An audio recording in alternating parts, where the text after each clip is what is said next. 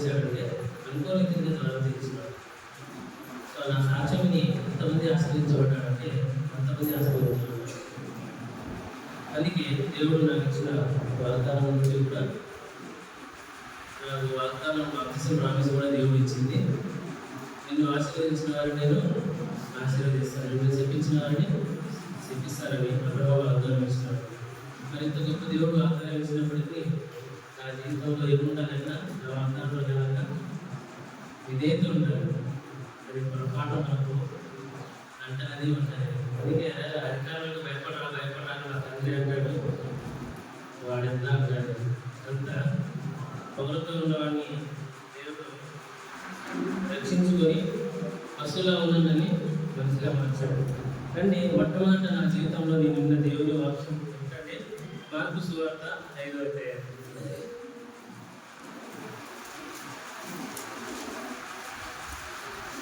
Mark సువార్త 5వ అధ్యాయం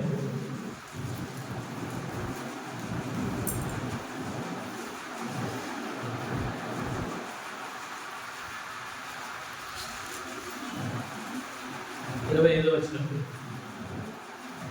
12 నుండి రక్తస్రావ రోగం కలిగిన యొక్క స్త్రీ ఉండెను. ఆమె అనేక వైద్యుల చేత యువతింపబడి తనకు కలిగినదంతా వ్యయం చేసుకొని ఎంత మాత్రమును ప్రయోజనం లేక మరింత సంకటపడేను. అయితే 29వ వచనం. వెంటనే ఆమె రక్త దారం కట్టిన కనుక తన శరీరంలోని ఆ బాధ నివారణ గ్రహించుకునేను. జీవం కలిగిన దేవా, హృదయాల దేవా, పరాడే వాచించిన దేవా, మీ పదనాలు సరళంగా సాక్షి పంచుకోవడానికి వేసిన కరోనా పట్టణంలో క్లుప్తంగా మీ ప్రజల జీవం కొరకై, మీ నామ మహిమ కొరకై కొన్ని మాటలను పంచుకోవడానికి కావాల్సిన మాటలు మహిమని 91 కోరుకుంటూ చేసిన నామమున ప్రార్థించి వేడుచున్నాము తండ్రి. అయితే ఈ లేఖనం అసలు సూట్ అవ్వదు కదా. ఇది ఎందుకు దేవుడు నాకు ఇస్తాడంటే మా తల్లి గారికి బాగలేదు. నన్ను తను జన్మనిచ్చిన కొన్ని రోజులకే తను బాగలేకుండా మంచం పట్టింది. దాన్ని బట్టి కనీసం నన్ను పాలించి పెంచే విషయంలో కూడా తను లేని పరిస్థితులు అయిపోయింది. ఈ పరిస్థితుల్లో ఎట్లనే మనకు సాగుతుంది కానీ దేవుడు కూడా తెలియదు. అయితే నా జీవితంలో అనేక ప్రశ్నలు ఉండేవి. దేవుడు అనేవాడు లేదా, మా తల్లిదండ్రులు కానీ నేను కానీ ఒక అన్యాయం అంటే మేము చేయము, ఒక మోసం అంటే మేము చేయము, ఇతరులతో గొడవ పడేది మాకు తెలియదు, ఊళ్ళో అందరితో బాగా ఉండేవాళ్ళం, మాకే ఎందుకు ఇలా జరిగింది అనే ఒక ప్రశ్న. ఈ ప్రశ్న ఉన్నప్పుడు నాకు అనేక సంవత్సరాలు చదువుతుంది. కానీ అయితే 7వ తరగతిలో ఉన్నప్పుడు దేవుడు నన్ను సంధించడానికి దర్శించడానికి ప్రయత్నం చేసినప్పుడు ఈ ప్రాంతం గుండా స్వార్థ ప్రకటిస్తుంటే నేను బ్యాక్ సైడ్ నుంచి పరిగెత్తుకుంటూ హాస్టల్కి వెళ్ళిపోయేటటువంటి వాడు. ఇట్లా చాలాసార్లు నేను తప్పించుకొని పారిపోయినటువంటి. అయితే ఇంకా దేవుడు కుదరదని యాక్చువల్లీ మా తల్లిదండ్రులే ఏర్పరచుకున్నాడు ఈ పరిస్థితిని అనుమతించి. వాళ్ళు రక్షణ పొందిన తర్వాత ఎన్నోసార్లు నాకు కూడా దేవుడికి మందిరానికి రారా అంటే నేను వెళ్ళలేదు. నేను ఎందుకు నమ్ముకోవాలి? నిజమైన దేవుడా, ఆయన నిజమైన దేవుడు అయితే మనకి ఇంతేందుకు అన్యాయం చేసినాడు అని చెప్పి ఆయనకి విరోధమైన కార్యాలు ఏం చేయకూడదు చేసేవాడు. ఇట్లనే కరెక్ట్గా ఉగాది వచ్చింది. మా నాన్నమ్మ వాళ్ళు బాగా పూజలు చేసి కొబ్బరికాయ కొట్టి పూజ చేసి అంతా పెట్టి వాళ్ళు తినమని చెప్తే మా ఇంట్లో ఎవరు తినకుండా ఎందుకు పంపించేసినారు. తినకూడదు అన్నమాట. తీసుకుని నేను ఆ రోజు ఎక్కిరించి తినేవాడు. అలా మీకు ఎప్పుడుంటాను చూడాలి అంతా వాళ్ళకి మా తల్లిదండ్రులకి నేను ఎక్కిరించి ఉండేవాడు. ఆ సమయంలో బాధ కూడా కలిగేది. పక్క నిజంగా దేవుడు ఉంటే మాకు ఎందుకు ఇది వస్తుంది అంటాడు కదా. న్యాయాధిపతుల్లో ఈ దేవుడు ఏ విధంగా ప్రశ్నలు కలిగి ఉన్నాడో అటువంటి ప్రశ్నలు కలిగి ఉండేటువంటి వాడు. అయితే దేవుడు నా హృదయంలో ఈ మాటలు నా హృదయంలో ఉన్నాయి. ఇవే మాటలు నాకు తెలియదు కానీ నిజంగా దేవుడు అయితే వాడు ఉన్నాడా? నా తల్లిదండ్రులు బాగా చేయమను. నిజంగా దేవుడు ఉంటే ఏదో గొప్ప సంగతి నేను కోరుకోవాలి. అంటే మరణంలో ప్రపంచంలో ఎంతమంది చచ్చిపోతున్నారు కదా, వాటిని లేపే శక్తి ఎవరికి లేదు కదా, దేవుడు నిజంగా దేవుడు వాళ్ళని లేపమని చూద్దామని నా మనసులో అనుకుంటున్నాను. ఇన్ని కష్టాలు ఉన్న సమయంలో దేవుడు నాతో ఎంత త్వరితగతిన మాట్లాడుకుంటూ వచ్చినాడంటే అనేక సంగతులు మాట్లాడుతూ వచ్చినాడు. అరే వెళ్ళివాడా, ఇది వాళ్ళ పేరెంట్స్ అప్పుడే వాళ్ళు ఆ రోజు సండే మందిరానికి వెళ్ళి వస్తున్నారు. దేవుని వాక్యం ఇది చదువుతుండగా నేను విన్నాను. సరే నేను నా మనసులో నేను మైండ్ మంచం మీద వాళ్ళకి వెక్కిరించుకుంటున్నా, ప్రసాదం తింటున్నా, నేను కొబ్బరికాయలు తింటున్నా, నేను నా మనసులో ఉన్నది వాళ్ళకి ఎలా తెలిసింది? కరెక్ట్గా వాళ్ళు అదే చదివినారు. ఒక్కసారిగా నా గమనిక వాళ్ళ వైపు వెళ్ళింది. నాకు ఒక్కసారిగా గృహాలు ఎక్కువ పొడుచుకుంటున్నాయి. ఏంటబ్బా వీళ్ళు నా మనసులో ఉన్నది వీళ్ళు చదువుకోవడం ఏంది అని అనుకుంటున్నాను అని చెప్పి లైన్ తీసుకున్నాను. తర్వాత మరి అంత శక్తి ఉంటే మళ్ళీ కొన్ని రోజుల తర్వాతకి అంత శక్తి ఉంటే మరి చచ్చిపోయిన వాళ్ళు లేకపోమని చూద్దామంటే వాళ్ళు కూడా కరెక్ట్గా అదే సమయంలో లాజరు 4 రోజుల నుంచి పుల్లు పట్టిన వాడే ఉన్నాడు. అయినను దేవుడు ఆయనకి లేపినాడు. ఇది ఇంకా స్టన్నైంది నాకు. సో ఈ విధంగా అన్ని విషయాల్లో దేవుడు ఇలా మాట్లాడుతూ వస్తుందా, అయినా కూడా నేను లోపల లేదు, మందిరానికి వెళ్ళలేదు. వాళ్ళు అనేక సంగతులు చెప్పుకుంటూ వచ్చినారు. శత్రుకు మేషకు గురించి, దానియేలు గురించి అన్ని ఆశ్చర్యంగా ఉండేవి, నాకు బాగా ఆకర్షించేవిగా ఉన్నాయి. కానీ లోపల నేను దాచుకుంటున్నాను, కప్పి పెడుతున్నాను. సరే అట్లే ఉంటున్నా, పోతే అట్లే వెళ్తున్నా. మా తల్లి గారికి ఇంకా సీరియర్ అయిపోతుంది. అవి ఇంకో కొద్దిగా నడిచేది, అది కూడా నడవకుండా ఈసారి ఆ కింద కాలు పడిపోయి మొత్తం కాలు విరిగిపోయింది. కింద భయంకరమైన జ్వరం వస్తూ ఉంది.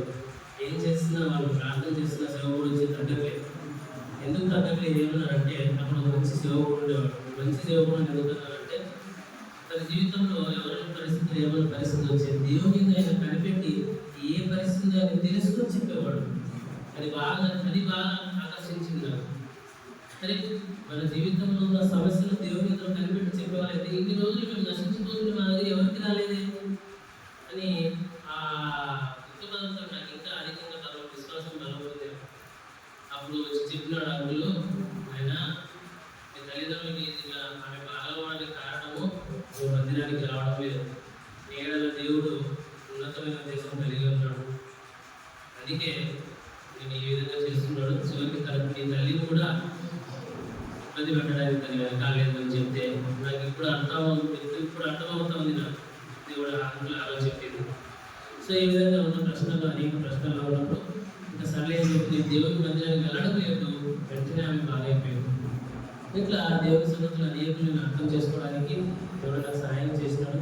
దాని తర్వాత అయితే దేవుడు మాట్లాడతాడు అంటే నిజమే కదా అనుకుని నేను మందిరానికి వెళ్తున్నప్పుడు దేవుడు నాతో మాట్లాడాడు. అయితే చాలా మంది ఇలా సాక్ష్యం చెప్తున్నప్పుడు దేవుడు నాతో కూడా మాట్లాడేవాడు. అంటే వీడికి పిచ్చోడా, ఎట్లా మాట్లాడినారో దేవుడు అని చెప్పి నేను సాక్ష్యం చెప్పేవాడికి నా హృదయంలో తిట్టుకునేటువంటి వాడను మెసేజ్ చేసేటువంటి వాడు. అయితే తర్వాత కొంతమంది సాక్ష్యం చెప్తే నిజం నాయనా అని చెప్పేవాడు, గంగోలు అడిగితే నిజం నాయనా అని చెప్పేవాడు. సరే అయితే అందరితో మాట్లాడతారు కదా, నాతో మాట్లాడేవాడు. ఇప్పుడు దేవుడు నమ్ముకున్నా, నేను మందిరానికి వెళ్తున్నా, నా పాపాలు నిజంగా క్షమించబడ్డాయేమో, ప్రభు నాతో మాట్లాడాలని ఎన్నిసార్లు ప్రార్థన చేసినా కానీ దేవుడు నాతో మాట్లాడుతుండొచ్చు. కానీ నేను ఎంతమంది చెప్పుకుని ఉన్నట్టు విశ్వాసం కలవాలని ఉన్నారో ఆ విశ్వాసం నాలో ఉంటే కదా, కానీ ఆ గ్రహింపు నాలో ఉంటే అది నేను గ్రహించుకోవడానికి, ఆ పరిధిలో ఆ లెవెల్లో నేను లేను గ్రహించుకోవడానికి. అయితే అట్లనే ప్రార్థన చేస్తున్నా, 1 year ప్రేర్ చేసినాం. అంటే ఈ 1 yearలో దేవుడు అన్ని రకాలుగా సరి చేయడానికి వాడుతున్నాడు. ఎవరు నాతో మాట్లాడు, నువ్వు నాతో మాట్లాడడానికి నేను అటు ఎనీ కాస్ట్ హెల్ప్ ప్రైజ్ నేను ఎంతవరకైనా వెళ్తాను. సహించిన వారం అయితే ఆయనతో కూడా ఎదుగుమని నెక్స్ట్ ఇయర్కే 2వ తిమోతి రాసిన పత్రిక వచనం వచ్చింది. అది ఇంకా ఎంతగానో ఆకర్షించింది. ఆ విధంగా సరే దేవుడు అట్లా అంటాడు కదా, ప్రభు నాతో మాట్లాడాలంటే, నువ్వు నాతో మాట్లాడాలంటే నేను ఏం చేయాలంటే ఫాస్ట్ అండ్ ప్రే అని చెప్పినాడు. దేవుడే మాట్లాడాడు. ఇది గ్రహింపు వస్తుంది, మరి అది గ్రహింపు రాంటే ఏ విధంగా ఎవరి థర్స్డే ఎవరి ఫ్రీడమ్ రాష్ట్రం చేసేవాడు. దేవుడు నాతో మాట్లాడాలి, నా తల్లి గారికి ఎందుకు అట్లా చేసినావు, అన్యాయం చేసినావు, ఎందుకు బాగుపరచలేదని దేవుడితో పోరాడాలి. అయితే దేవుని ప్రార్థన చేసే బదులుగా దేవుడితో ఎక్కువ పోరాడేటువంటి వాడు. అనేక ప్రశ్నలు వేసేవాడిని దేవుడిని, మామూలుగా కాదు, అంత భయంకరమైన దేవుడితో ఎంతో మూర్ఖంగా వాదించేవాడిని దేవుడితో. అయితే దేవుడు ఎంతో ప్రేమ గలవాడు కనుక వాటన్నిటిని పక్కన పట్టి నాకు ఏం అవసరమో అదే మాట్లాడుకుంటూ వచ్చేవాడు దేవుడు. ఇట్లా కాదు ప్రభు నువ్వు మాట్లాడట్లేదు కానీ ఇంకో మాట చెప్పు, నేను ఏం చేయాలని చెప్పు అని అంటే ఇంక ఎస్తేరు నుంచి తీసుకొచ్చినాడు. ఏం తీసుకొచ్చిన 3 రోజులు ఫాస్టింగ్ లేదా అన్నాడు దేవుడు. 3 రోజులు ఫాస్టింగ్ కదా. అప్పటికి నా ఒకటే భయం వేసింది. సర్లే నీ చిత్తమైనా చేస్తానన్న 3 రోజులు దేవుడు సహాయం చేస్తున్నాడు. నీళ్ళు కూడా తాగకుండా ఫాస్టింగ్ చేయడానికి దేవుడు నాకు సహాయం చేస్తున్నాడు. చుక్క కూడా తాగకుండా ఫాస్టింగ్ చేస్తే ఆ రోజు ఫాస్టింగ్ పేరు అయిపోయింది. దేవుడు మాట్లాడుతున్నాడు. నేను కొన్ని సూచనలు పెట్టాను పేపర్లో కూడా ఇంత విధంగా రావాలి ప్రభు అంటే నేను అనుకున్న దానికంటే ఎక్కువ వచ్చింది. ఇప్పుడు నేను నాతో మాట్లాడు ప్రభు అని ఎలా మాట్లాడతాడో ఇక్కడ మాట్లాడదు ఇక్కడ మాట్లాడదని తొమ్మిదిని చూసేవాడు. అయితే అవన్నీ దేవుడు నాకేం మాట్లాడలేదు. అయితే ఆయన మెల్లగా మాట్లాడుతున్న సంగతి నాకు తెలియదు, ఆయన సేవకులతో మాట్లాడుతున్న సంగతి నాకు తెలియదు. అయితే ఆ రోజు నెక్స్ట్ ఫ్రైడే వస్తుంది, ప్రభావంతో నాతో మాట్లాడు అని చెప్పి నేను సంఘానికి వెళ్ళినాను. సంఘంకి వెళ్ళి కూర్చున్న ఫాస్టింగ్ నువ్వు మాట్లాడతావు లేదా అనేది దేవుడు స్పష్టంగా మాట్లాడాడు. 58వ అధ్యాయంలో ఉంది కదా, ఇట్టి ఉపవాసం నాకు అవసరమా అన్నాడు దేవుడు. అంటే అది బాగా తెలిసిన అందరికీ జమ్ములో తన మూతి పెట్టుకోవడం అని చెప్తారు కదా. సో అది 58వ అధ్యాయం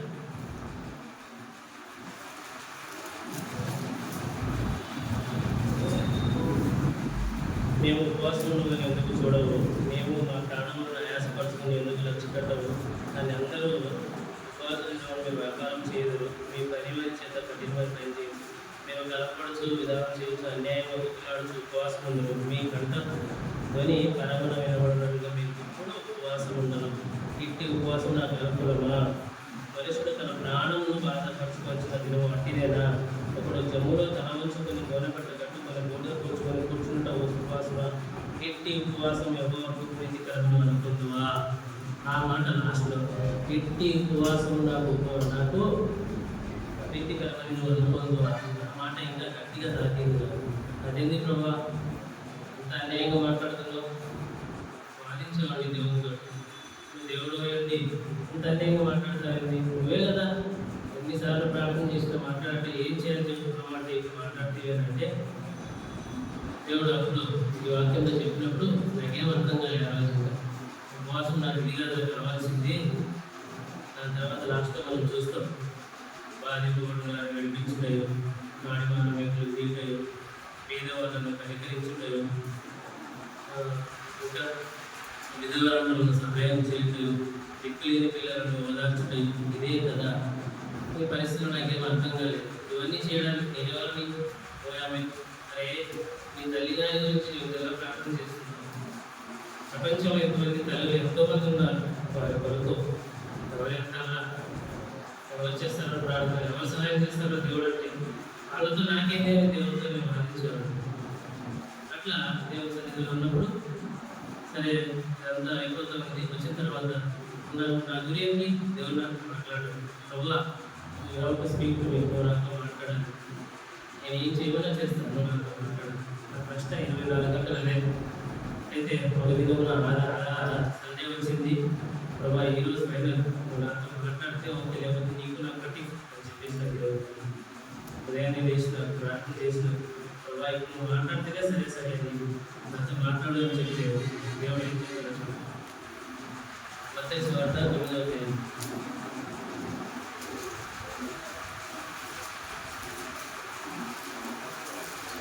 2వ వచనం.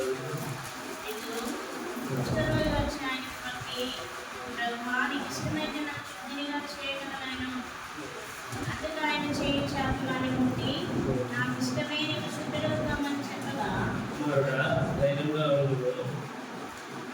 నీ పాపములు క్షమింపబడి అని ఎంతో చెప్పాను. ఈ మాట వినగానే నా శరీరంలో తెలియనంత 1000 ఏనుగుల బలం వచ్చింది. 1000 ఏనుగుల బలం, కళ్ళల్లో నీళ్ళు వస్తూ ఉన్నాయి, హృదయం నిండా దుఃఖం ఉంది, దాంతోపాటు సంతోషం ఆగలేకపోతున్నారు. అరే దేవుడు నాతో కూడా మాట్లాడాడు, నాతో కూడా మాట్లాడాడు. అన్ని రోజుల్లో నేను దేవుడు మాట్లాడుతున్నా నేను గ్రహించని వ్యక్తిని, గ్రహిస్తున్న వ్యక్తిని ఈ మాట మాట్లాడతారని ఒక్కసారిగా నాలో రోమాలు ఎక్కువ పొడుచుకొని కన్నీళ్ళు ఆగడం లేదు. ఎంతోసేపుగా దేవునికి స్తుతించినాను, గర్వించినాను ప్రభా, థ్యాంక్ యూ. నా పాపాల గురించి క్షమించాను, నాతో కూడా మాట్లాడావు. ఎంత అద్భుతమైన సంగతి అని ఎంతో సంతోషం, పట్టజాల సంతోషం. ఇంకా ఆ రోజు సండే బయలుదేరి మందిరానికి వెళ్ళినాను. రెడీ తినకుండా కూడా వెళ్ళిపోయినాను. ఇంకా నాతో మాట్లాడడానికి వెళ్తే ఆ రోజు ఇంకా నా మీద ఎందుకంత కోపం, నీకు ఎందుకంత దేశం, దేవుతో పోరాడేవాడిని. నా శాపం ఏంటి, నా దరిద్రం ఏంటి, మా తల్లిదండ్రుల పరిస్థితి ఏంటి, ఎందుకు నన్ను ఇట్లా గురించినాను, దేవుడివేనా, నువ్వు మూర్ఖుడువా అని దేవుడితో ఇట్లనే ప్రార్థన చేసేవాడు. అయినా నా బుద్ధిహీనత ప్రార్థన అన్నింటిలో దేవుడు అన్నీ క్షమించి ఆ దినం ఎన్ని మాట్లాడాడంటే ఇంకా రోజంతా అవి తూర్పు పడవలకు ఎంత దూరమో నీ పాపాలను పడవేసినారని, సముద్రపు అగాధం లోతు నీ పాపాలను పడవేసినారని దేవుడు మాట్లాడుతూ చూస్తున్నాడు. నీ మీద నా కోపం లేదని నేను ఎన్నో మాట్లాడుతూ వస్తే ఇంకా ఆ దినమంతా నేను నా పరలోకంలో ఉన్నట్టే ఉండేది. అన్ని శ్రమలో కూడా పరలోకమే అనుభవించిన భూమి మీద. ఇట్లా అయిపోయిన తర్వాత ఇది బాగానే ఉంది. ఇప్పుడు మళ్ళా నేను ఎక్కడ పెట్టిన మీటింగ్ బాప్తిస్మం తీసుకోవడానికి పెట్టాను. దేవుడు మళ్ళీ నాతో బాప్తిస్మం తీసుకోవడానికి నాతో మాట్లాడుతున్నాడు. కానీ ఇక్కడ కూడా ఎన్నిసార్లు మాట్లాడినప్పటికీ నా కఠినం ఎంత మాత్రం పోలేదు. నా గురంతా ఏంటి, నా తల్లి గారిని స్వస్థపరచడం. నా గురంతా ఏంటి, దేవుడు నాతో మాట్లాడడం. నా గురంతా ఏంటి, సహించిన వారి మీద అలరితో పడేది, నేను ఆశీర్వాదకరంగా ఉండాలి. అంతే. ఇదే నాకు దేవుడి దగ్గర ఇలా ఉంటున్నప్పుడు దేవుడు నాకు అనేక విధాలు ఈ విధంగా సంధించినప్పుడు, ఇప్పుడు రక్షించబడిన తర్వాత నేను రక్షణ పొందినావు కదా, నువ్వు సువార్త చేయడానికి వెళ్తానంటే సువార్తను గొడవ దిగుతాను. నేను వెళ్తాను, నా తల్లిగారిని స్వస్థపరచు, I will go to gospel topics అని చెప్పి దేవునితో గొడవపడేదాను. దేవుడు అక్కడ నా తర్వాత మళ్ళా దానికోసం మళ్ళీ 3 రోజులు కాన్సన్ట్రేట్ చేశాను. ఆ రోజు మళ్ళీ సండే వెళ్ళినాను. వెళ్తే ఎన్ని సంవత్సరాలు, దాదాపు 6 నెలల వరకు అట్లనే వెళ్తున్నా. దేవుడు నాకు ఎటువంటి స్వామి, దేవుడు అన్నీ మాట్లాడుతూ ఉన్నాడు. నువ్వు అడిగిన దానికన్నా నేను ఎక్కువ చేస్తానురా, నువ్వు వెళ్ళు. కీర్తన 22వ ద్వారా అన్నీ మాట్లాడుకుంటూ వచ్చినాడు. నీకు ఏం కావాలన్నా నేను చేస్తాను. మనకి ఎవరి 3వ అధ్యాయంలో చెప్పబడిన ప్రకారంగా వెండి ప్రకారం నా యొక్క లేవు కానీ అందులో నీకు ఇస్తున్నాను చెప్పిన ప్రకారంగా అక్కడ కుంటి కాలు వెళ్ళవడం అప్పుడు ఉంటాడు. లేచి వెంటనే ఈ మాట ఫిలిప్ అంకుల్ ద్వారా దేవుడు మాట్లాడాడు. ఫిలిప్ అంకుల్ ఎక్కడ వస్తుండేవాడు అప్పుడు మాట్లాడితే ఎంతో సంతోషం. ఇంకా సంతోషంతో పాటు ఈ మధ్యలో ఎన్ని పనులు చేసేవాడు. అయితే మళ్ళీ మీటింగ్ పెట్టేవాడు. అన్ని మాట్లాడేవాడు. ఏంటి చేసేవాడు, చెప్పినావు మానేది కానీ స్వస్థపరచు. నేను ఎక్కడికి వచ్చి అక్కడ ఆగిపోతున్న క్వశ్చన్ మార్క్ పెట్టి దేవుడు అక్కడ మళ్ళీ 3 days ఫాస్టింగ్ పేరు చేసినప్పుడు స్వస్థపరచమని ఆయన కూడదు ఆడదు అని చెప్పి దేవుడు ఆగేవాడు. అయితే దాని తర్వాత ఎట్లా చేయాలి ప్రభావం అంటే దేవుడు మళ్ళీ మాట్లాడుకుంటూ వచ్చినాడు. కీర్తనలు యెషయాలో 54 నుండి దేవుడు మాట్లాడిన సంగతి కొట్టాలా, పిల్లలు రాలేదా అని చెప్పి దేవుడు మాట్లాడుకుంటూ వస్తున్నాడు. అదే నేనేమన్నా ఒక వివాహం చేసుకున్న స్త్రీనా, లేకుంటే నా ఆడపిల్ల నా పిల్లలు కలగడానికి అని చెప్పి దేవుడు మరలా గొడవ పడేవాడు. ఇంకా అంత గ్రహింపు లేదు. అయితే గొడవ పడేవాడిని దేవుడితో అన్నాడు, అరే గొడ్రా పిల్లలంటే అరే నీ ద్వారా ఒక ఆత్మ కూడా రక్షించబడలేదురా, నువ్వు స్వార్థకి వెళ్ళు అని చెప్పి దేవుడు మాట్లాడుతున్నాడు అని చెప్పాడు. అప్పుడు అర్థమైంది. సో ఈ విధంగా దేవుడు ఇన్ని రకాలుగా మాట్లాడుతున్నప్పుడు తర్వాత 54 ద్వారా దేవుడు అక్కడ తన నిబంధన చేస్తాడు, తప్పక నీకు సహాయం చేస్తాడు. ఆ సమయంలో స్టిల్ నేను వెళ్ళలేకపోతున్నాను. అయితే ఆ రోజు శాంసనంతులు చివరి వర్తమానంలో చెప్తూ ఇదే సువార్త గురించి, బాప్తిస్మం ఏంటంటే సంగతుల గురించి నేను ఏ ప్రార్థన చేస్తున్నాడో ఆయన అదే మాట్లాడుతూ వస్తున్నాడు దేవుడు.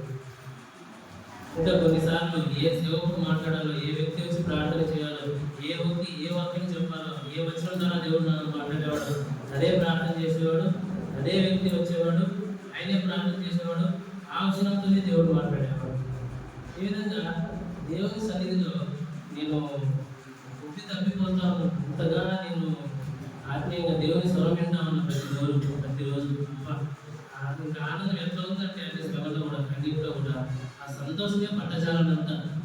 అందుకే 1:9 చెప్పిన ప్రకారంగా పట్టజాలనంతా ఏదైనా కూడా చెప్పనాసక్యమైన మహిమాయుక్తమైన సంతోషం అని ఏదైతే ఉందో అది నా జీవితంలో తక్కువ అనిపించింది, ఎంత సంతోషమా ఎంత సంతోషమా. ఇట్లా దేవుడి జీవితం బాగా ఆనందించడానికి దేవుడు నాకు సహాయం చేసినాడు. అయితే ఆ దినం ఒక్కసారి మాట్లాడాను, చివరిగా ఒకటి చెప్తున్నా, ఏ రోజు నువ్వు దేవుని సన్నిధిలో నిలబడకపోతే, దేవుని పరిచయం చేయకపోతే, ఏశావు వలె ఏ విధంగా కన్నీరు కాల్చుతూ మొరపెట్టిన నీ జీవితంలో ఆబ్వియస్లీ నేను ఆ విధంగా అదే ప్రార్థన చేస్తూ ఉన్నాను, దేవుడు సహాయం చేయండి. అయితే దేవుడు అవే మాటలు మాట్లాడితే ఏ మాత్రం మీ ప్రార్థన కూడా విన్నాడు. దేశ దిగులు నాశనం అయిపోతామంటే ఒక్కసారిగా నా గుండెలు బద్దలైపోయింది, తట్టుకోలేకపోయినా. ఎందుకు ఎంత భయంకరమైన మాట ఏంటి, ఇంకా షివరింగ్ నాకు స్టార్ట్ అయింది నాకు మందిరంలో. అయితే ఆదికాండం చివరిలో ఒక వాగ్దానం ఇచ్చినాడు, నేను ఇదిగో నీకు ఒక వాగ్దానం ఇస్తున్నాను. ఆదికాండం 10వ అధ్యాయం అక్కడ కూడా అర్థవచనం అనుకుంటా. ఏ విధంగా ప్రతి దానికి దేవుడు నాకు ఆదికాండంతో లింక్ చేసేవాడు, ఆదికాండం అబ్రహాంతో లింక్ చేసేవాడు. ప్రతి ఒక్కటి అధ్యాయం మ్యాక్సిమం ఆయన ఇప్పుడు పరిచయం కూడా అదే వాగ్దానాలు ఇచ్చేవాడు.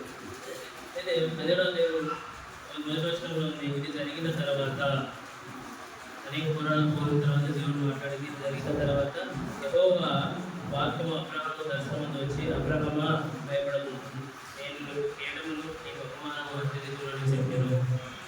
ఇది నేను దేవుడికి ఇస్తున్న వాగ్దానం, నేను ఏం కావాలో ఇస్తాను, ఏం కావాలో చేస్తాను, నువ్వు వేసి పరిచయకి వెళ్ళాలంటే అప్పటికప్పుడే నా వాక్యం అవ్వకముందే వేసి పరిగెత్తుకుంటే. ఆ రోజే వాళ్ళు ఈస్ట్ గోదావరి మన యూనియన్ టెరిటరీకి హాస్పిటల్కి వెళ్తున్నారు.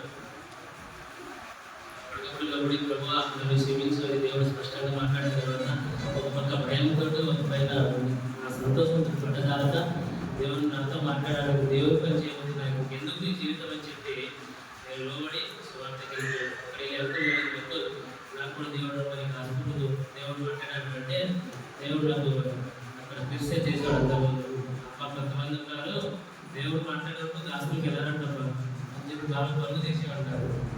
సో ప్రతి పని చేయాలన్నా దేవుని వాగ్దానాన్ని దేవుడు చేసేవాడు. ఇక్కడ దేవునికి నాకు అంత ఆయనతో పాటు నేను ఇంత సంగీతంగా ఉన్నాను, దేవుడు అన్ని కార్యాలు చేస్తూ వచ్చినాడు.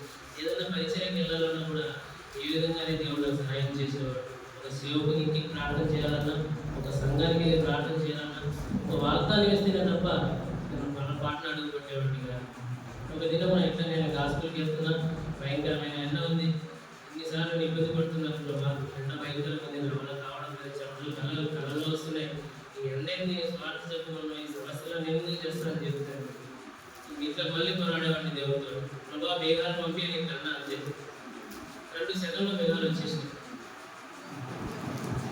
ఆ రోజు నా సహోదరులు పక్కనే ఉన్నారు, అబ్బా ఏంది అట్లా నాతో పాటు అందరూ ఎంతో సంతోషంతో వాళ్ళు అందుకే నా పేరు అందరూ మేఘాలు పిలుపు అని ఇప్పటికీ పిలుస్తారు. వాళ్ళు ఇంట్రడ్యూస్ చేసినా మేఘాలు పిలుపు అబ్బా అంటారు.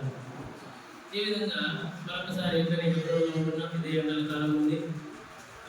ఎండల కాలం ఉన్నప్పుడు భయంకరమైన ఎండలు జనాలు కూర్చున్నారు, కూలర్ పెట్టట్లేదు, ఎక్కువ అనుకుంటున్నారు. సవాళ్ళు ఏం చేస్తామో నాకు తెలియదు, మీ ప్రజలు ఇబ్బంది పడుతుంటారు, నేను చూడలేదు. వాళ్ళకి చల్లగా వాతావరణం కావాలి, ఏం చేస్తావో తెలియదు. ప్రార్థన చేసి కళ్ళు ఓపెన్ చేసేలాగా భయంకరమైన ఎండలో వితిన్ 5 minutesలో భయంకరమైన వర్షం వచ్చేసింది. అప్పటికప్పుడే 5 నిమిషాల్లోనే ప్రభావం ఏమని థ్యాంక్స్ చెప్పాలి. నేను ఇప్పుడు ఇన్ని విధాలుగా ఎంత సమీపంగా నా మాట వింటున్నావు, నాకు సహాయం చేస్తుంది, నేనేం చేయాలంటే నేను చెప్పింది చేయాలి.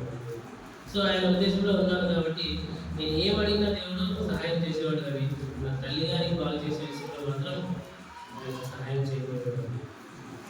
సో ఇట్లా అనేక విషయాల్లో ఇట్లా ఉండనున్నప్పుడు మరి చివరికి నా పరిస్థితి అయితే ఇంకో సంగతి చెప్తాను, మర్చిపోయాను. బాధ్యతలు తీసుకున్న విషయంలో నేను మళ్ళీ లోపడలేదు. అయితే ఈ సమయంలో ఇట్లనే కొనసాగుతుండగా మళ్ళీ ఇంకోసారి దేవుడు నాకు హెచ్చరించాడు. 5:56 ఒకసారి చదవండి.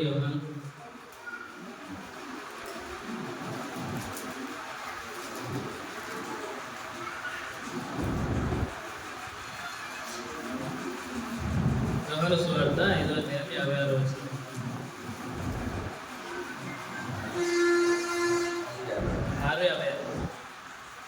నా శరీరం తిని నా రక్తం త్రాగువాడు నా ఎందును నేను 54 అనుకుంటా. నా శరీరం తిని నా రక్తం త్రాగువాడే నిత్య జీవం గలవాడు, అంత్య దినమున నేను వారికి లేపుదును.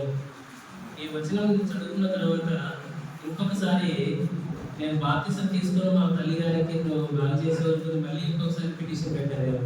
నేను ప్రతిదానికి కాళ్ళకి పెడుతున్నా, మెడకి కాళ్ళకి దేవుడి పెట్టుకుంటూ వచ్చేవాడు. దేవుడు వల్ల నువ్వు బాప్తిసం తీసుకోకపోతే నువ్వు ఇప్పుడు చచ్చినావు అనుకో, నీ పరిస్థితి ఎందురా అని అన్నాడు దేవుడు. నిజంగా మాట్లాడాడు, ఆ హృదయంలో మాట్లాడుతున్నాడు ఆయన. నీ సస్యని పరిస్థితి ఎందుకంటే ఆ చివరికి వచ్చింది కదా, మామూలుగా రాలేదు. నేను కాళ్ళు చేతులు ఊగిపోయినాయి. ఎంత సజర్తో మేనే టికెట్ రాస్తున్నప్పుడు ఏ విధంగా భయం కలిగిందో అంత భయం వేసింది నాకు. నేను బయటికి వెళ్తే ఇప్పుడు చచ్చిపోతే నా పరిస్థితి ఏంటి, నరకానికైనా, ఇంత దేవుడితో నేను నరకానికైనా అని భయం వేసింది. ప్రభా నువ్వు క్షమించు, నాకు తెలిసి నీ క్షమాపణ పొందే ఆనందం నాకు ఇప్పుడు లేదు, ఎన్నిసార్లు క్షమించుకుంటూ వచ్చినావు అని చెప్పి దేవుడు ప్రార్థన చేసినప్పుడు. అయితే అది ఏప్రిల్ మాసం ఎప్రిల్లో బాప్తిసం ఇవ్వడం అసాధ్యం, ఎందుకంటే నెక్స్ట్ మంత్ ఈద్ క్యాంప్ ఉంటాడు. ప్రభా నాకు బాప్తిసం తీసుకోవడానికి అర్హత లేదు కాబట్టి ఎందుకంటే చెప్పినప్పుడు బాప్తిసం తీసుకుంటాను. మన ఇండియాలో అది ఢిల్లీలో కావచ్చు, ముంబై కావచ్చు, కోల్కతా, ఎక్కడైనా సరే బాప్తిసం ఇస్తున్నారు అని చెప్తే అక్కడికి నేను బాప్తిసం తీసుకుంటా, నాకు సహాయం చేయమని ప్రార్థన చేసేవాడు. అట్లా 3 రోజులు ప్రార్థన చేశానో లేదో వెంటనే ఎప్పుడులోనే అనౌన్స్ చేసినారు, వీఆర్ గోయింగ్ టు కండక్ట్ బాప్తిసం వచ్చారు. అక్కడ మరలా నాకు అన్ని రాలేదు. ప్రభావ థ్యాంక్ యూ సో మచ్, నాకు బాప్తిసం చేసినాం. అది హైలీ ఇంపాసిబుల్. ఏప్రిల్ మాసంలో బాప్తిసం ఇస్తున్న ఎప్పుడు ఆ మంత్లో చేతిలో లేదనుకుంటున్నాను. ఎందుకంటే 1 మంత్ ముందే కాబట్టి ఇవ్వరు బాప్తిసం, నెక్స్ట్ మంత్కే ఇస్తారు. అప్పుడు అది కరెక్ట్గా అంబేద్కర్ జయంతి రోజున 14వ తారీఖున 2013లో దేవుడు నాకు బాప్తిసం ఇవ్వడానికి సహాయం చేసినాడు. అట్లా నేను బాప్తిసం ఇవ్వడానికి దేవుడు నాకు సహాయం చేసినప్పుడు అయితే ప్రభావ నేను బాప్తిసం ఇవ్వడానికి వెళ్తలేదు, నేను ముందుకు వచ్చినవాడిని. ఎప్పటికీ కంపల్సరీ వచ్చి దేవుడు నాతో మాట్లాడాలంటూ ఆసక్తిగా అందరికన్నా ముందు కూర్చునేవాడు. అమ్మాయి కూడా దేవుడితో ఫైట్ చేస్తే వచ్చి ముందు కూర్చుంటారు. కొంచెం ప్రభావం నాతో మాట్లాడతానే అని చెప్పి దేవుడి దగ్గర వాదించారు. ఇట్లా కూర్చున్నప్పుడు దేవుడు నాకు స్పష్టంగా ఆ రోజు నేను బాప్తిసం కూడా అట్లనే కూర్చున్నాను. అయితే మధ్యలో ఏమనిపించిందంటే, ప్రభా నీ బాప్తిసం నాకు అర్థలేదు ప్రభా, ఎన్నోసార్లు నేను విధేయత చూపలేదు, ఇంకా నీ మాట వినలేదు అని చెప్పి వద్దు ప్రభా అని చెప్పి వెళ్ళి లాస్ట్లో కూర్చున్నాను. దేవుడికి స్తోత్రం. నాకు దేవుడు మళ్ళీ నాతో నుంచి ఫస్ట్ స్టార్ట్ చేసింది. చూడు ఇంకా అప్పుడు కూడా మళ్ళీ కన్నీళ్ళు ఆగలేదు. నాకు ఫస్ట్ బాప్తిసం ఇస్తారా, నేను ఇక్కడ ఇస్తారని నాకు వద్దు అర్హత లేదు. లాస్ట్లో వెళ్ళి కూర్చుంటే నాకు దేవుడు అక్కడ లేకుండా అట్టుకునేటప్పుడు అరే ఆ లాస్ట్లో నుంచి రెండు కష్టాలు వీళ్ళందరూ దాటుకుని పోయారు. ఫస్ట్ బాప్తిసం 2013 ఏప్రిల్ 14 నాకు బాప్తిసం ఇచ్చారు. అది దాదాపు 50 మంది బాప్తిసం తీసుకున్నారు, అందులో నేను. సో ఈ విధంగా ఇంకా చాలా సంగతులు ఉన్నాయి, కానీ వాళ్ళకి ఆత్మీయ సంగతులు ఏం సంగతి చేయడం అవసరమో ఉన్నాయి. అయితే ఒకసారి ఇంకో మాట చెప్తే నేను క్లోజ్ చేస్తాను. ఒకసారి నేను ఒడిశా గాస్పుల్కి వెళ్తున్నప్పుడు దేవుడు అనేకసార్లు మాట్లాడాడు. అక్కడ కూడా నేను దేవుడు సమర్పించుకున్న పౌలు వల్ల నేను కూడా ప్రార్థన చేసిన ప్రభావ నేను ఏం చేయాలంటే, దేవుడు నువ్వు లేచి వెళ్ళిన దేవుడు చెప్తే నేను ఒడిశాకి, అది భయంకరమైన పరిస్థితి. అంటే నా భార్యకి చెప్పిన నేను, నాకు 2 పిల్లలు, బాబు కూడా చాలా 7 సంవత్సరాలు పుట్టిండు. రీసెంట్గా 2 years ముందు వాడు 2 years. నేను ఎప్పుడు విధేయత చూపినానో, అంటే దేవుని సేవ చేస్తాను, నేను ఎప్పుడు విధేయత చూపినానో అప్పుడు నాకు దేవుడు బాబు ఇచ్చినాడు. అంతకుముందు నాకు పెళ్ళి అయిన తర్వాత మొట్టమొదటిగా ఒక 8 నెలల పిల్లలు పుట్టేది. అదే ప్రభా ఇప్పటికి కూడా నాకు అన్యాయం చేస్తావు నువ్వు, ఇక్కడ కూడా దేవుడితో వాదించిన, ఇప్పుడు కూడా నాకు అంత ఈజీగా ఏంటి నా లైఫ్లో ఫ్రీగా దేవుడితో వాదించినప్పుడు వెంటనే మళ్ళీ ఆమె నాకు కన్ఫర్మ్ చేసింది ఇట్లా ఏంటి. సో వెంటనే ప్రార్థన చేసినప్పుడు దేవుడు చేసేవాడు. అయితే దేవుడు ఆలస్యం చేసిన ఒక రీతి ఉంది. దేవుడు నాకు కుమారుడు అనుగ్రహించాడు. అంటే అబ్రహాము వాగ్దానం ద్వారా నేను అక్కడ విధేయత చూపాలి. అంటే 7 సంవత్సరాలు నేను విధేయత చూపకుండా అట్లే వచ్చినాను దేవుని పరిచయం చేయడానికి. ఎక్కడ నాకు సేవకు పిలుస్తాడో నా భయం ఉంది. అయితే ఏమన్నా కానీ ఏంటని చెప్పి దేవుడు అనేక రకాలుగా నన్ను పట్టుకున్నాడు. 7 సంవత్సరాలు నేను ఆఫీస్లో జాబ్ చేస్తున్నప్పుడు ఒక ప్రమోషన్ కూడా రావడం లేదు, ఒక పరిస్థితి కూడా మారడం లేదు. ఎందుకు ప్రభు ఇంత బాగా పనిచేస్తున్నా, ఎంత నమ్మకంగా ఉంటా, ఒక్క అన్యాయం చేయను అని అడిగినప్పుడు నా మాట విధేయ చూపలేదన్న. అప్పుడు నేను ప్రభు ఐ సరెండర్, నేను చచ్చిపోవడానికి నా సిద్ధం, ఇప్పుడు ఏం చేయమని అంటా దేవుడు ఒడిశాకి వెళ్తా. వెంటనే అక్కడ కూడా సమర్పించుకొని వెళ్ళినప్పుడు వెంటనే అప్పుడు జరిగిపోయింది. ఏ విధంగా దేవుడితో మాట్లాడడం, ఏం చేయాలో, ఎప్పుడు వెళ్ళాలో కూడా స్పష్టంగా మాట్లాడేవాడు. అప్పుడు అపొస్తలుల కార్యం 8వ అధ్యాయంలో నా పేరే ఉంటుంది అక్కడ. ఫిలిప్పు నువ్వు లేచి వెళ్ళుము అని ఉంటాడు. గాజా మార్గంలో అపొస్తలులకు సువార్త చెప్పమని ఉంటుంది కదా. అదే దేవుడు నాతో మాట్లాడితే ఇంకా ఈ విధంగా స్పష్టంగా అనేక సార్లు ప్రతి పరిచయలో ఏ పరిచయకి వెళ్ళినా ఏ సువార్తకి ఇంకా దేవుని వాగ్దానం తీసుకుని వెళ్ళడానికి దేవుడు సహాయం చేశాడు. క్షమించండి, ఇంకో జ్ఞాపకం చేస్తున్నా. యవనస్తున్నారు, అందరూ వింటున్నారు కాబట్టి చెప్తున్నా. నాకు ఆ పెళ్లి విషయంలో కూడా నేను ఎట్లే ప్రార్థన చేస్తున్నాను. ఆయన పెళ్లి చేసుకోవడానికి నాకు అర్థం లేదు ప్రభావ. అసలు పెళ్లి చేసుకుని నాలాంటి వాడు పెళ్లి చేసుకుంటే పాపం అమ్మాయి జీవితం వేస్ట్ అయిపోతుంది. నాకు అర్హత లేదు. అది కూడా అక్కడ బాగా ఫస్ట్ క్లాస్లో పాస్ అయిపోయింది. మరేమో ప్రతిసారి ఫెయిల్ అయిపోతుంది అని చెప్పి దేవుడిని అడుగుతూ వచ్చినప్పుడు అయితే దేవుడు నాకు శ్రేష్టమైనది ఇచ్చాడు. అప్పుడు ఎక్కడ పెళ్లి చేసుకోవాలి అని అన్నప్పుడు దేవుడు బయట చేసుకోవాలి, బంధువులుగా చేసుకోవాలి అని అంటే దేవుడు బంధువుల ద్వారా అని అబ్రహాం అక్కడ కూడా మళ్ళీ వాగ్దానం అబ్రహాంది కుమారుడు ఇస్తాడు కదా. అక్కడ మళ్ళీ నువ్వు లేచి నీ బంధువులు చేసుకొని అబ్రహాం ఏ విధంగా ఆయన ఫిర్యాదు ఎక్కడానికి వెళ్తాడో నుంచి దేవుడు మాట్లాడాడు. దాన్ని బట్టి నేను దేవుడు మాట్లాడినా కూడా నేను పెళ్లి చేసుకున్నాను అక్కడ మాకేసినప్పుడు దేవుడు పెళ్లి చేసుకోవడానికి ఇంట్లో రూపాయి లేదు. ఇంట్లోనే దాదాపు 4-5 లక్షల అప్పు ఉంది. ఇల్లు పరిస్థితి కూడా బాగలేదు. నువ్వు ఏం చేస్తావు బాగాలేదు. నాకు అవసరం లేదు. హైదరాబాద్ వచ్చి హైదరాబాద్కి వెళ్ళిపోయిన వదిలి ఊరికి వెళ్ళిపోయింది. నాకు ఏమవుతుందో ఇంకా దేవుడు మాట్లాడుతున్నాడు కదా, నాకు ఏం సహాయం చేయడం లేదు, నన్ను ఏం చేస్తున్నాడు అట్లా అయినా నిలబడేవాడు దేవుడు. అప్పుడు దేవుడు వెళ్ళిన తర్వాత పెళ్లి సమయంలో అక్కడ కూడా ఒక పొలాలు 12 ఎకరాల పొలం ఉండేది. అక్కడ మాకు నీళ్లు లేకుండా బట్టి ఏం కొండలు వేసేవాళ్ళు. అంటే దేవుడి కృపను బట్టి ఊర్లో నీళ్ళు ఉంటే పుచ్చకాయలు వేసినాం వాటర్ మిల్లు. ఆ వాటర్ మిల్లు వేస్తే 12 రోజులకి వాటర్ తగ్గిపోయినాయి సడన్గా. ఇప్పుడు ఏం చేయాలి? వెళ్ళి ప్రార్థన చేసిన ప్రభావ ఎన్నిసార్లు ప్రార్థన చేసిన నాకు నీళ్ళు ఇచ్చిన వర్షం పంపించిన వాళ్ళు ఈసారి కూడా ఇవ్వనంటే దేవుడు వర్షం పంపించలేదు. అక్కడ ఏం చేసినాడంటే ప్రతిసారి ఒకే అద్భుతం చేయడు దేవుడు, వేరే విధంగా చేసిన ఒక శత్రువు ఉన్నాడు అక్కడ. ఆ శత్రువు ద్వారా వారి గౌరవ నుంచి మాకు నీళ్ళు ఇప్పించినాడు దేవుడు. దేవుడికి స్తోత్రం. ఏ విధంగా అద్భుతం చేస్తున్నాం. ఆ పుస్తకాలు అంటే దాదాపు 3.5 లక్షల 4 లక్షల వరకు మాకు ఆ పంట అమ్మడం ద్వారా మాకు డబ్బులు వస్తే దాని ద్వారా పెళ్లి చేసుకున్నాం.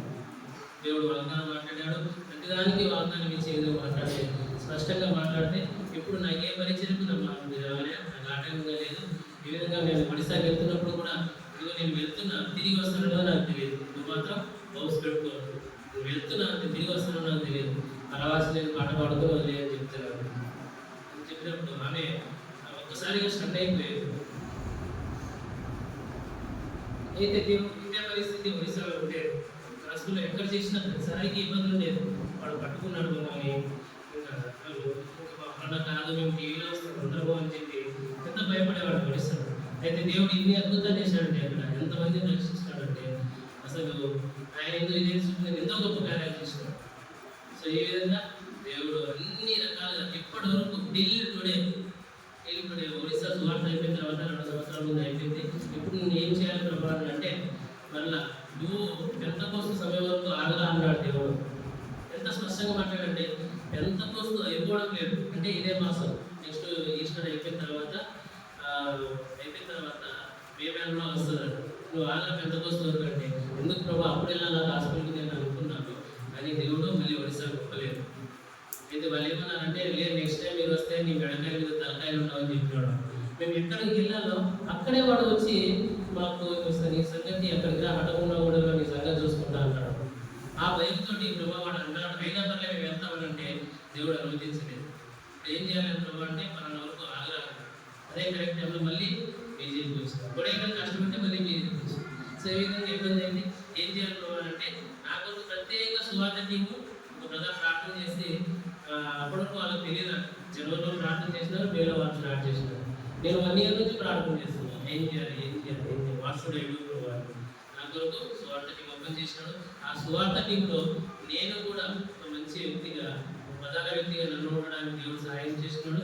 ఆ విధంగా ఎక్కడికి వెళ్ళినా కూడా దేవుడు నన్ను వాగ్దానం అనుకునే దేశంలో ఎక్కువ ఉన్న స్థలంలో ఆయనకి పంపిస్తానని దేని వాళ్ళకి అమెరికా పంపిస్తానంటే అది కూడా పంపిస్తాను. కానీ నీకు ప్రజెంట్ ఇప్పుడు దేవుడు పరిచయం చేయాలంటే నేను ఆ పరిస్థితిలో ఉన్నాను. సో దాని విషయమై దేవుడు అనేక ఉద్దేశాలు కలిగి ఉన్నాడు. ఆ ఉద్దేశం నెరవేర్చడానికి నా వల్ల కావడం లేదు. దయచేసి నా గొప్ప ప్రార్థన చేయాలి. దేవుడి సాక్ష్యం జీవించుకోవాలి.